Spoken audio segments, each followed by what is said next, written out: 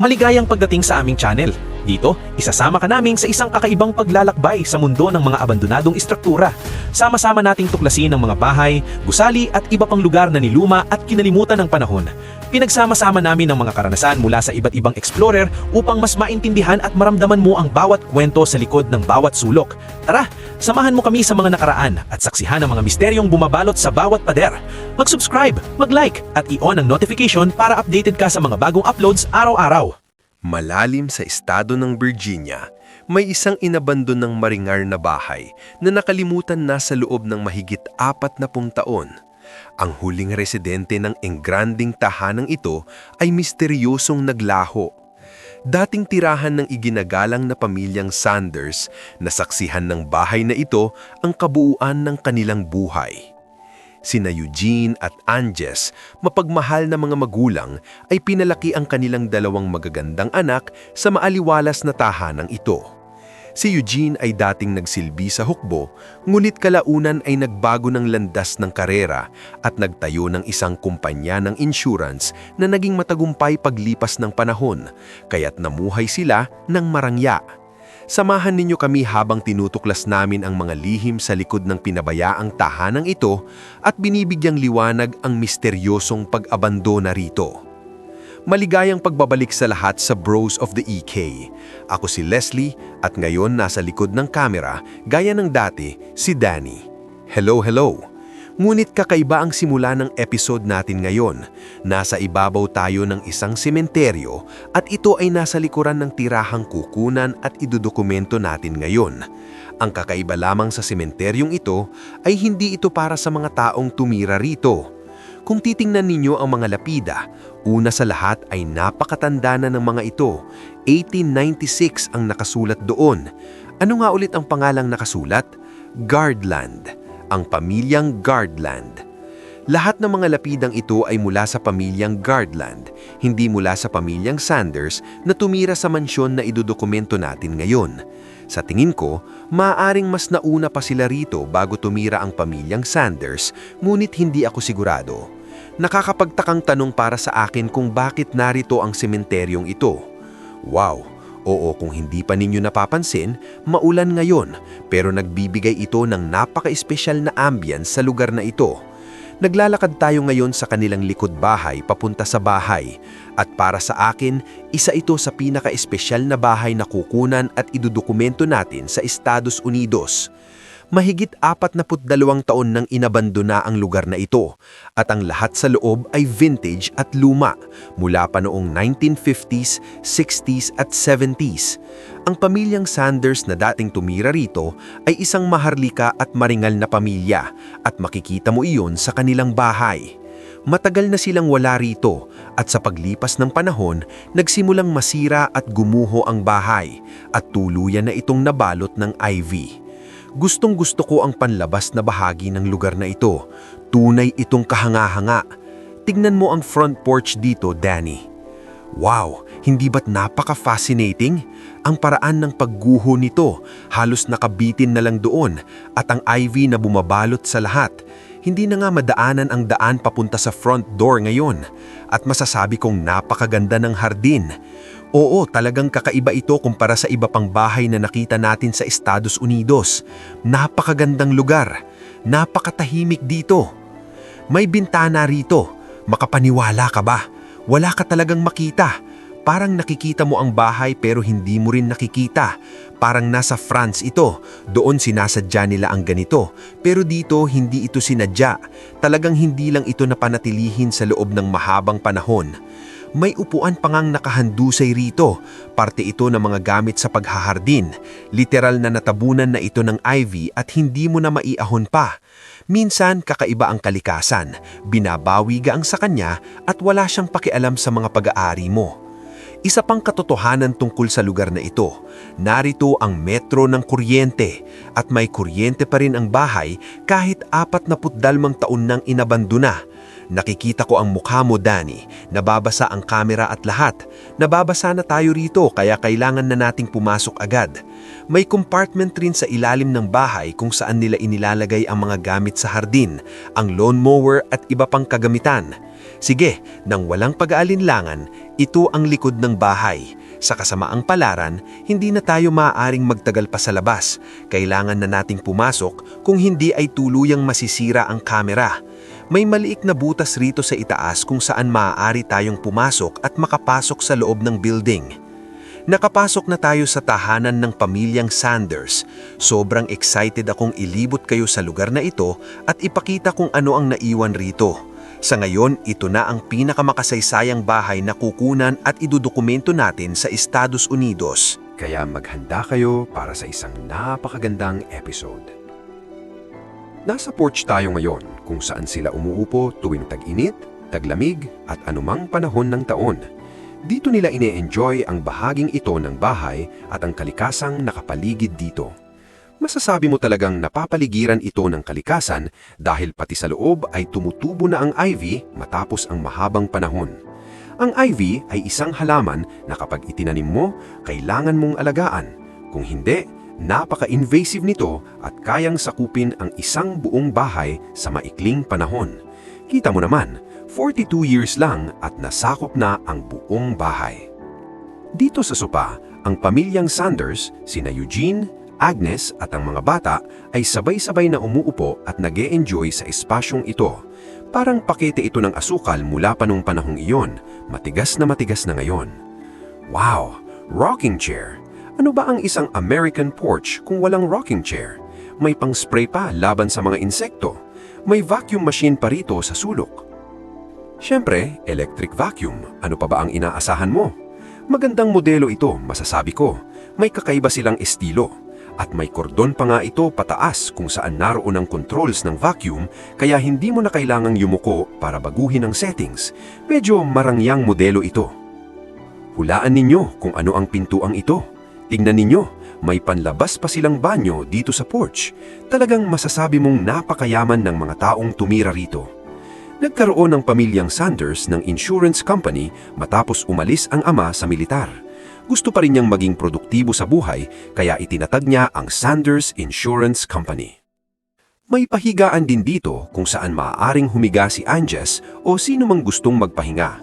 At ang dalawang hakbang na ito ay marahil ginamit noon para pagpatungan ng mga halaman sa dulo ng porch. Siguradong napakaganda nito noong namumulaklak pa ang lahat ng halaman dito.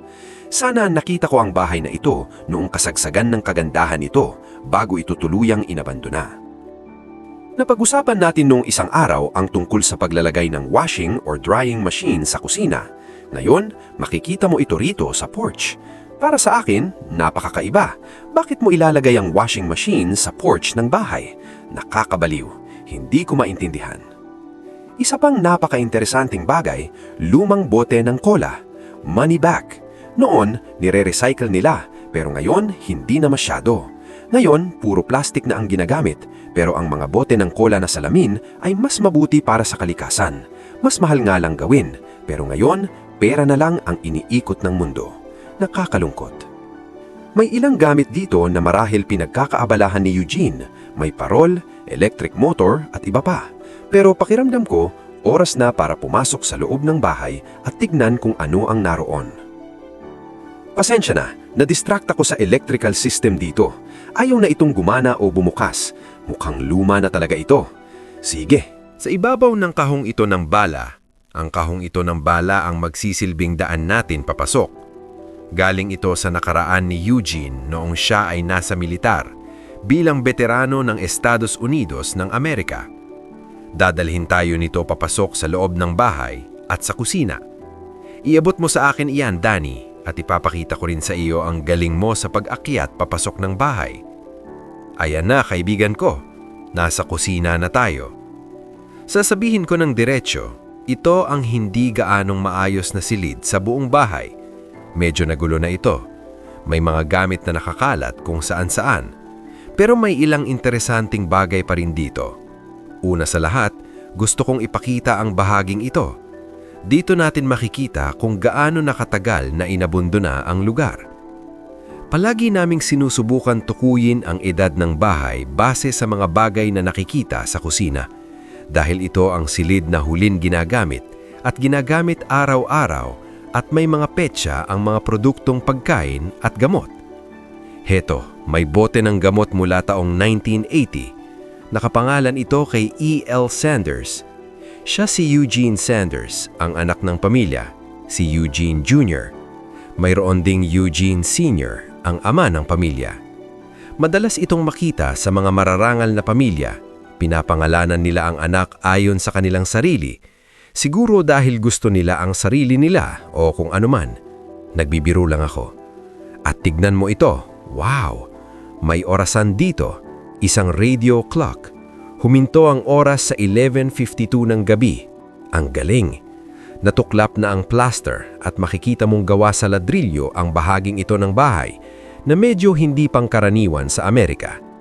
Sandali, itatama kita. Fireplace lang yan. Fireplace lang? Tignan mo ang kisame. Puro kahoy. Tama ka, Danny. Pasensya ka na. Sandali akong na-excite at akala ko gawa sa ladrilyo ang buong bahay. Hindi pwedeng gawa sa kahoy ang fireplace, kaya ladrilyo ang ginamit doon.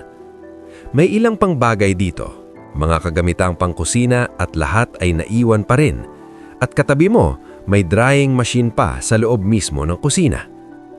Narito ang stovetop kung saan nagluluto si Aunt Jess para sa pamilya. Gusto ko ang mukha ng orasan na ito. May parang timer din dito, marahil para sa pagluluto. Wow! Isa pang orasan sa itaas. Huminto sa 3:00 ng hapon. Ay, hindi. 10:00 ng gabi pala. Ang mga plato, tasa at iba pang gamit ay nandito pa rin.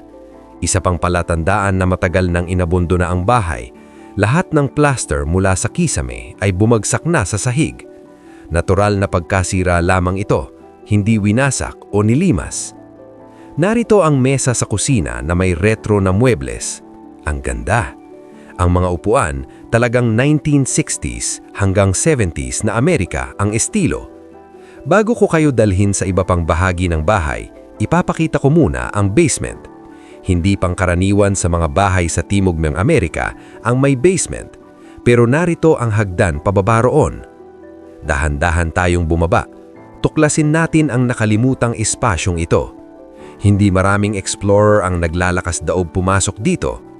Tignan mo yan. Wow! Lahat ay halos bumabagsak na at makikita mong napakatanda na ng mga bagay dito. Una, gusto kong ipakita ito. Tignan mo ang mga ugat ng ivy na nakita natin sa itaas. Yung mesa na natabunan ng ivy, iyan ang mga ugat na tumubo pababa sa basement sa loob ng maraming taon. May tumba-tumbang higaan ng bata para sa mga manika ng anak na babae ng pamilya. Dito rin makikita ang layout ng isang fireplace. May natirang chimenea rito. Ibig sabihin, maaaring may fireplace din rito sa harap nito. Posibleng ginamit ang mga silid na ito noon. Baka may natira o natulog dito. Hindi natin alam. Haka-haka lamang. Mag-ingat kayo dahil literal na bumabagsak na ang lahat. Diyos ko, may nakasabit pang jacket sa pinto. Kanino kaya ito? Malamang kay Eugene. Jacket ito ng lalaki. Maganda pa rin. Daan-dahan, marahil libu-libong garon ang naiwan dito sa basement. Mayroon ding magandang oil lantern. Palagi akong nagiging excited tuklasin ang mga bahaging ito ng bahay, ang basement at ang attic. Dito nakatago ang pinakamatagal at pinakamatandang kasaysayan. Dito mo makikita ang pinakanakatatangi at kakaibang bagay. Halimbawa nito, alam mo ba kung ano ito, Danny? Hindi.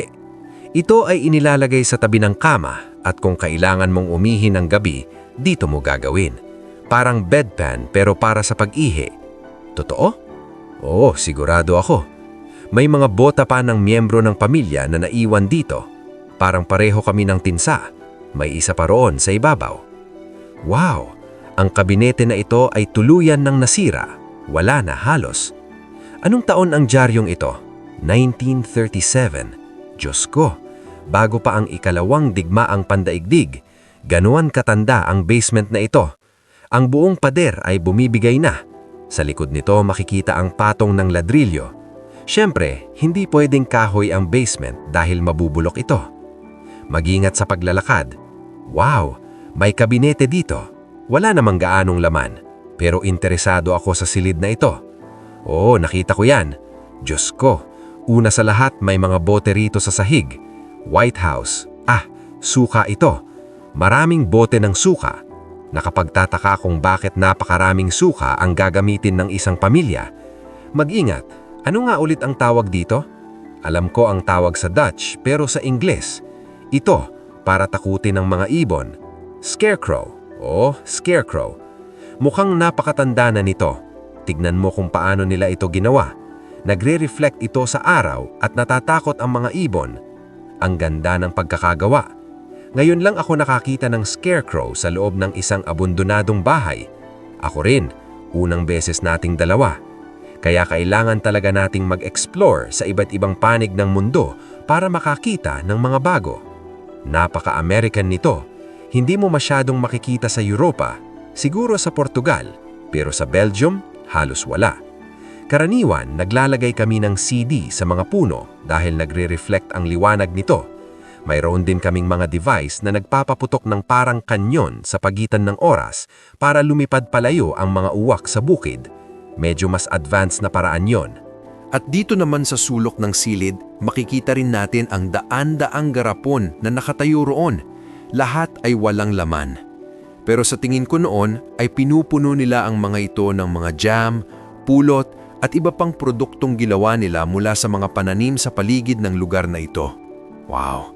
Pwede ko bang ipakita ito sa sulok? Oo naman. Ano kaya ito? Isa itong bote ng Pepsi. Catch the Pepsi Spirit ang nakasulat dito. Yan pa rin bang slogan nila ngayon? Sa tingin ko, hindi na. Interesado rin ako sa kagamitang ito dito. Napakabigat nito. Parang centrifuge o isang uri ng pandurog o pangpress.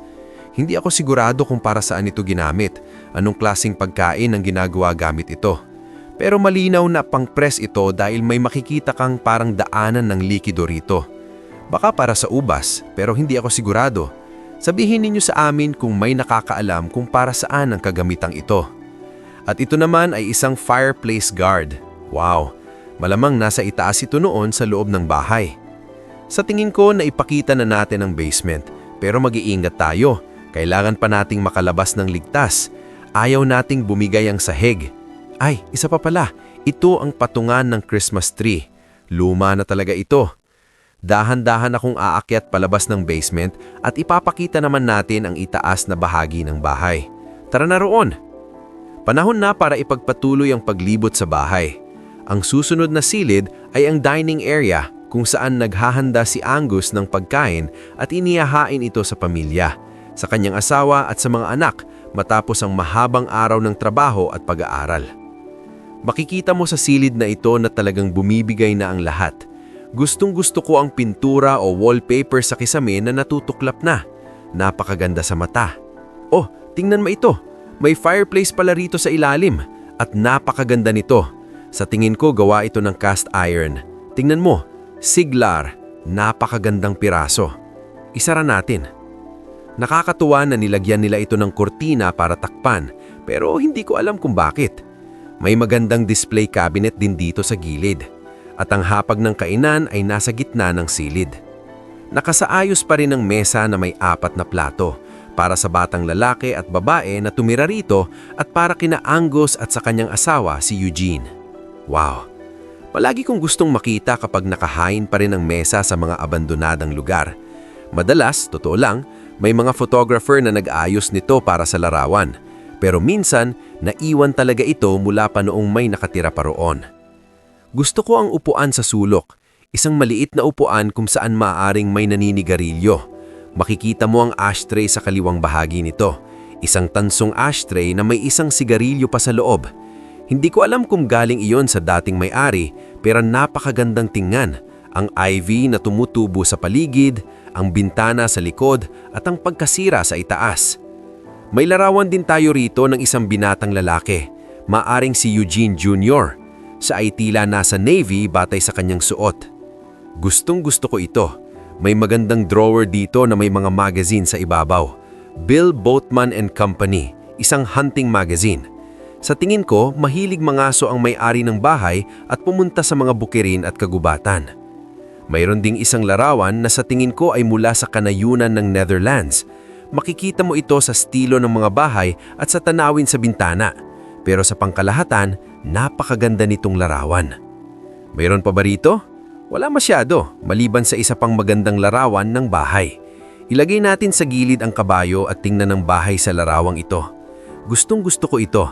Napakatahimik ang dating. Oh, tingnan mo ito. May mga karayom na nakahiga rito. Wow!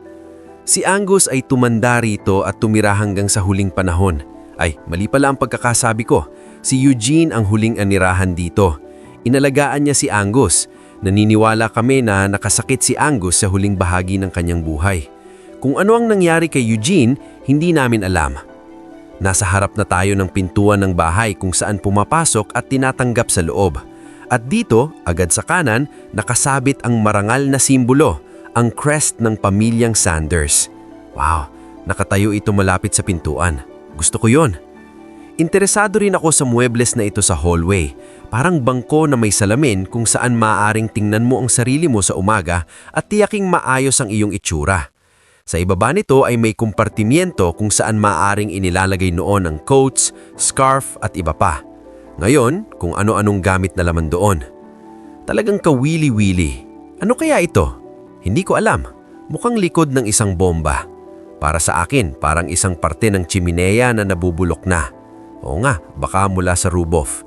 Hindi ako sigurado. At syempre, sa silid na ito ay may isa pang makapanghihinikbok na muebles. Parang diretsong galing sa isang palasyo o kastilyo o isang malaking manor. Gustong-gusto ko ang upholstery at ang pagkakagawa ng kahoy. Napakagandang piraso. May unan sa gilid. Mukhang kasidrang ito sa Portugal pero hindi pala. Siguro lalagyan ng alak. American ito. E. Downing, dealing in liquor. Dito nila inilalagay ang alak. May bote pa nga ng alak pero basag na. May isa pang malaking painting dito. Parang isang malaking kastilyo sa kung saan mang parte ng mundo. Sa tingin ko, kastilyo ito o baka mga sirang windmill. Hindi ako sigurado. Nakikita mo ba ang kanyon na nakausli at may barko na parang pirata sa likod? Kaya sa tingin ko, kastilyo nga ito. Wow! Panahon na para pumasok sa living area. Dito nagtitipon ng pamilya tuwing gabi para umupo at magkwentuhan ng kanilang araw. May magagandang muebles din dito. Simula sa malaking sopang ito, isang Victorian na sopa. Maganda ang upholstery at gusto ko ang kulay nito. At sa totoo lang, nasa napakagandang kondisyon pa rin ito. Pagkatapos ng 42 taon na nasa loob ito, malamang ay napakatanda na nito ngayon. Tingnan mo rito sa mesa sa sala. Ang mga larawang naiwan dito. Napakaganda talaga.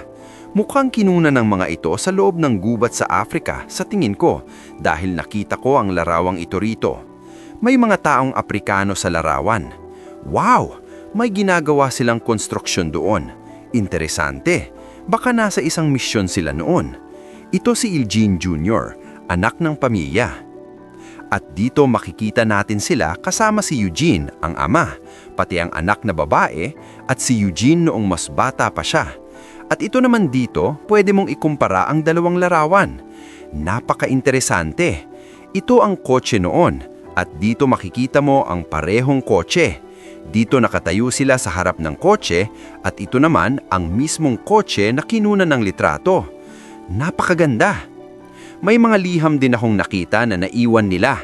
Ito ay para kay Mr. Eugene L. Sanders, 1964. Natanggap nila ang liham na ito. May ilan pang bagay dito. Mukhang galing ito sa kanilang kumpanya. Naka-address din sa kanila. Oo nga, at may isa pang liham dito na pinag-uusapan din namin. Mula ito noong 1961 at para kay Mr. Jack Sanders at tungkol ito sa diborsyo. Hindi namin alam kung sino si Jack, pero baka isa rin siya sa mga miyembro ng pamilyang tumira rito. Hindi pa rin malinaw sa amin at hindi namin malaman kung ano ang nangyari sa taong iyon o kung sino talaga siya. Magandang sulok din ito rito. Ang mesa, isang natitiklop na mesa. Kumuha sila ng karton na kahoy at itinali ang larawang ito roon sa kung anong dahilan. Mas marami pang liham na naiwan dito. Mga tseke mula 1964 na nagkakahalaga ng $23, 23 dolyar na isinulat nila sa tseke. May mga plano rito sa likod. May isa pang sofa rito sa sulok. Mag-ingat ka, Danny. Huwag kang matisod sa mga gamit. Ayos lang pare, ayos lang. Binabantayan lang kita. May drawer sa sulok. Oh, itong ivy na tumutubo sa loog. Napakaganda talaga. At dito may isa pang bote ng gamot para kay Eugene L. Sanders noong 1979. Sa tingin ko, ito ay gamot sa ubo, pero hindi ako sigurado. 2 kutsara kada 4 na oras. Gusto ko ang estilo ng mga boteng ito.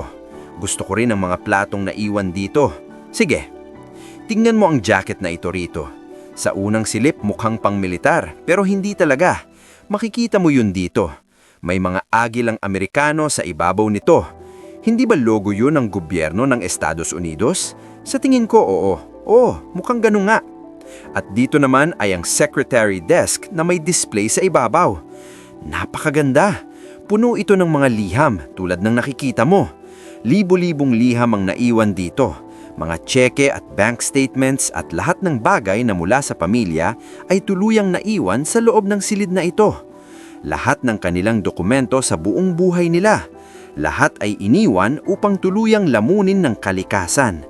At ito rin ay isang magandang upuan dito. Magandang upholstery. Gusto ko ang disenyo at mga kulay nito. Napakagandang piraso. At dito parang may maliit na drawer. May ilang bagay doon. Oh, ito ay para sa pipe na ginagamit nilang pangyosi. At may bala pa ng shotgun. Mga shotgun na ginagamit nila sa pangangaso ng mga hayop. At ngayon, oras na para sa silid tulugan sa ibaba. Sa tingin ko, base sa mga bagay na nakita ko sa bahay na ito, ang bahaging ito sa ibaba ay ginamit lamang sa huling bahagi ng paninirahan nila, marahil sa huling 2 dekada. Pero ang itaas ay hindi na ginamit mula noong 1960s at sa palagay ko, ang huling residente ng bahay na ito ay natulog dito. Malamang si Mr. Eugene yon. Tignan mo ang silid na ito. Mahayos pa ang kama. Nandoon pa rin ang unan. Maganda rin ang bed frame. Makikita mo rito. May larawan sa kanang bahagi rito, marahil ng kanilang ninuno, isang taong mahalaga at may alaala kaya nila isinabit. Dahil gawa ng kahoy ang bahay, ang mga ugat ng puno ay literal na pwedeng tumubo papasok dito. Ang mga ugat ng ivy. May gumawa rin ng magandang kumot na ito. Ang gaganda ng kulay. May upuang Ball Street. At dito naman ang vanity. Nandito pa ang pang-ahit. Ang brush at ang pang-ahit ay nandito pa rin. Ang suklay ni Mr. Eugene, may karayom pa nga. God bless our home. Kaya malinaw na relihiyoso ang taong ito. Noong una ay pinag-uusapan namin kung relihiyoso ba sila. Akala namin baka hindi, kaya may sementeryo sa likod ng bahay. Pero makikita mo talaga relihiyoso sila. Kaya hindi ako sigurado kung bakit may mga taong nakalibing sa likod bahay. Si Auntie Jess, si Agnes. Naiwan din dito ang kanyang larawan. Gusto ko ito. Tipikal na Amerikanong larawan ito. Makikita mo ang Lois sa likod, ang motel, ang mga lumang kotse. Wow! Tuluyang nasisira at bumabagsak na. Nakita mo ba ito, Danny? Ang pirasong ito. Oh, may vacuum cleaner din. Oh my gosh! At naka-embak ang kable sa loob. Oh, Hoover ito. Wow! Oh, ganun nga. Maari nilang hilahin ito sa loob ng bahay. Sige, dadalhin ko kayo ngayon sa itaas. Ipapakita ko ang pinakapribadong bahagi ng bahay. Excited akong makita ang nasa itaas na palapag. Ano kaya ang makikita natin doon? Wow! Parang pasahero sa itaas ang napuntahan natin dito. May ilang interesanteng bagay sa harap ko rito. Judging Dairy Cattle. Bakit kailangan silang husgahan? Pero libro ito ng Sanders, ng lalaki. Wow! May ilang saliit na dekorasyon dito sa itaas, pero ito ang nakuha ang pansin ko. Ang Lincoln Memorial sa Washington, D.C. Nakapunta kami ni Danny roon nung nakaraang linggo. Talagang nag-enjoy kami at makikita ko itong postcard mula 1940. Wow! At ito naman ay mula kay Jack Sanders ulit, mula sa lalaking iyon na hindi namin alam kung ano ang ginawa niya rito. Wow! Alam mo ba kung para saan ginamit ang cabinet na ito, Danny? Hindi. Ipapaliwanag ko sa iyo o susubukan ko.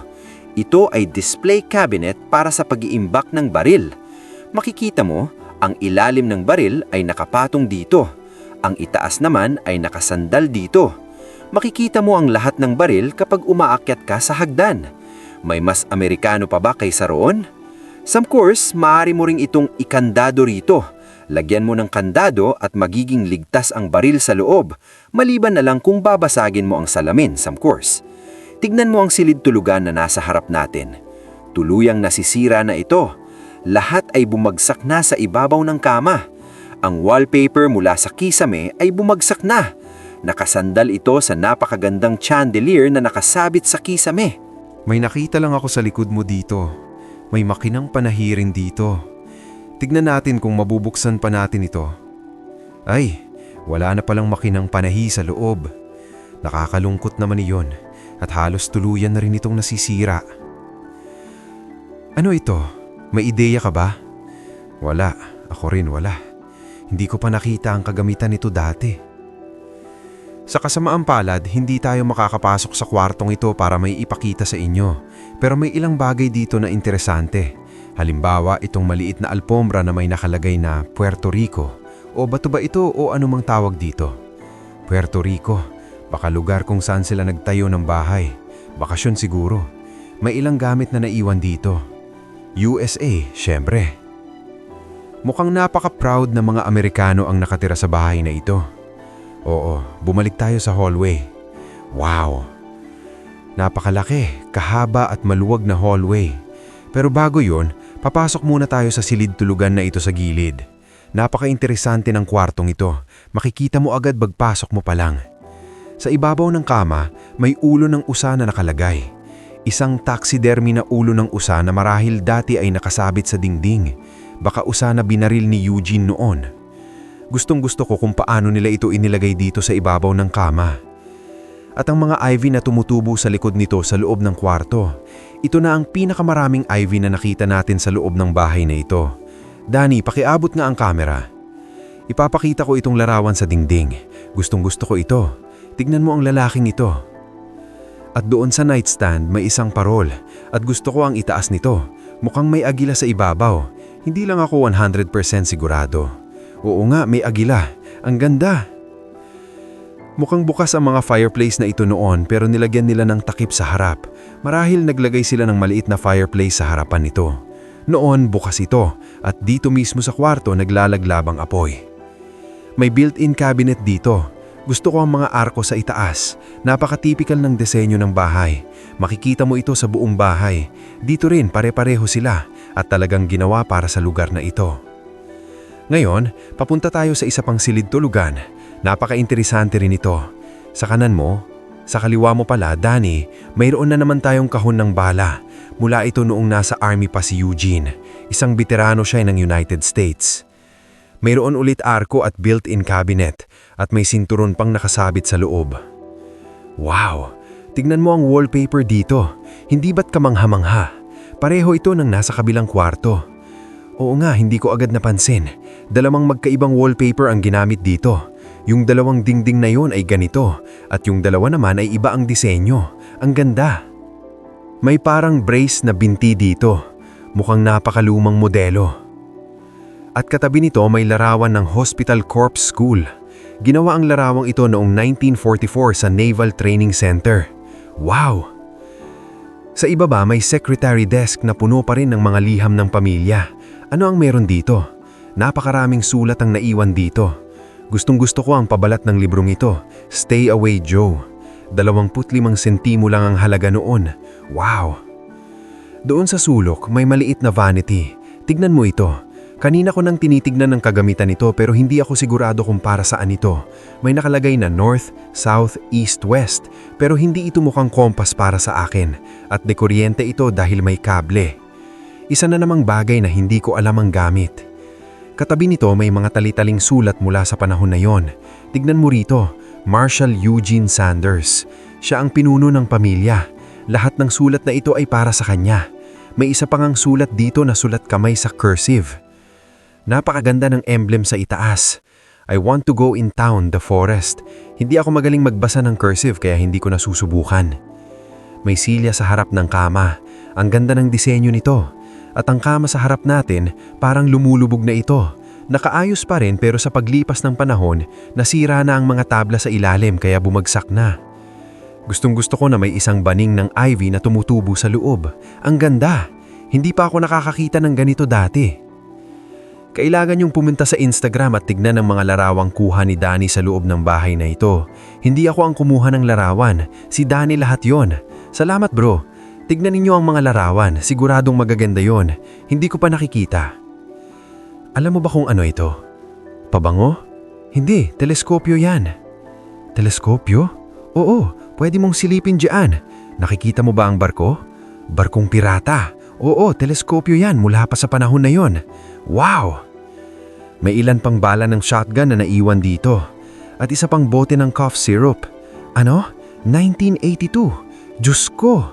Ang petsa ng bahay ay nagbago mula 1980 naging 1982. Yan ang pinakahuling petsa na nakita ko sa loob.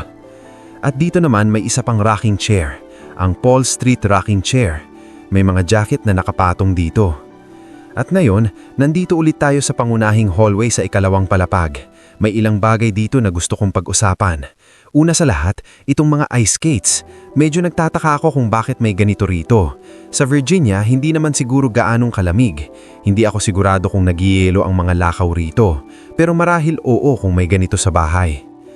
Gusto kong mag-ice skating dito. Nakapag-ice skating ka na ba? Hindi. Gusto mong matuto? Hindi. Bakit naman? Ayaw kong mahulog sa nagyayelong lakaw. Hindi na salamat. Si Danny ay pang mainit na panahon.